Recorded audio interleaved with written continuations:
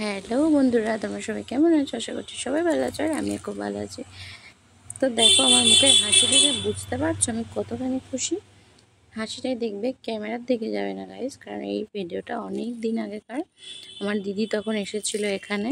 তো দিদি আসলে না অনেক মজা হয়, অনেক মস্তি হয়। মানে আমার দিদি আমার জীবনের খুব গুরুত্বপূর্ণ একটা মানুষ, আমার বন্ধু, আমার বাবা মা ভাই বোন সব। মানে ওকে আমি খুব ভালোবাসি। তো দেখো, ও বানাচ্ছে দম বন্ধ করা পরোটা। কেন বলছি, কেন কি ও আসলে একটা একটা করে খাবার বানায়, খুব সুন্দর হয় সেগুলো, টেস্টি। তো যখন ও এসেছিলো, তো এই দম বন্ধ করা পরোটা আমি নাম দিয়েছি, এটা কিন্তু আলু পরোটা। বাট ও স্টাফিং এত পরিমাণে ভরছিল যে আমি এটার নাম দিয়ে ফেললাম দম বন্ধ করা পরোটা।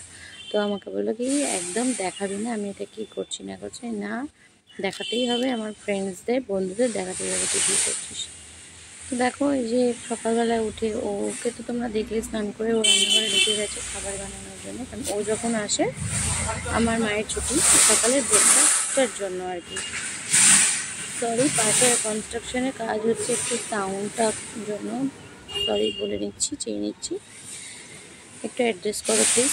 তো তোমরা দেখছো ও কীভাবে স্টাফিং দিচ্ছে, আমি বলার পর কিন্তু একটু কম করেছে।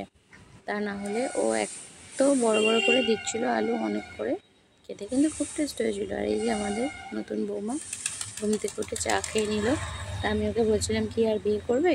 চা খেলে তো হবে না, বাপের বাড়ি থাকলে ঘুম থেকে উঠলে চা খেয়ে অন্য কাজ করতে, কিন্তু শ্বশুর বাড়িতে তো এবার সব করতে হবে, বাসন মাজতে হবে। তো ও বলছিল কি, চলো কী হয়েছে, তাতে ওটা কোনো ব্যাপার না, আমাকে তো আমার বাড়িতে কাজ করতেই হবে। শুনে খুব ভালো লাগলো। তো এখানে দেখো, ওই দম বন্ধ করাটা আলুটার মধ্যে কীভাবে ও মানে ওটাকে বেলবে, কে কেমন দেখো চতুর্দিকে ফেটে গেছে।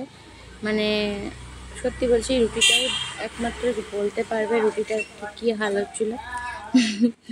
জোকস অ্যাপার্ট, কিন্তু দেখতে যেমন ডিলিশিয়াস, খেতেও কিন্তু তেমন ডিলিশিয়াস ছিল গাইস। প্রচণ্ড ভালো হয়েছিল। থ্যাংক ইউ সো মাচ দি। আরও কোনো রেসিপি শিখে আসবে আমাদেরকে শেখানোর জন্য, খাওয়ানোর জন্য, সরি, শেখার থেকে খাওয়ার আর কি।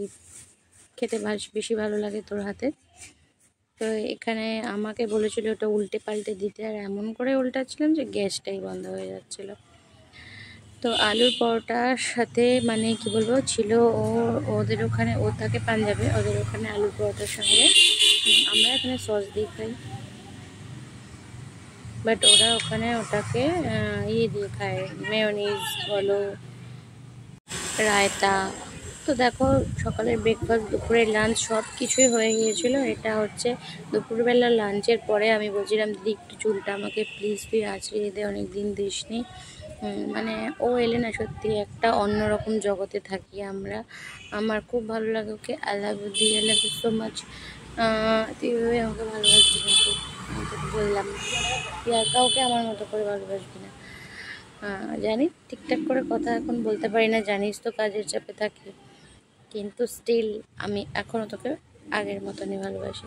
তো তোমরা কিন্তু কমেন্ট করে জানাবে বন্ধুরা, আমার দিদির সাথে যে ভিডিওটা তৈরি করলাম তোমাদের কেমন লাগলো। টাটা।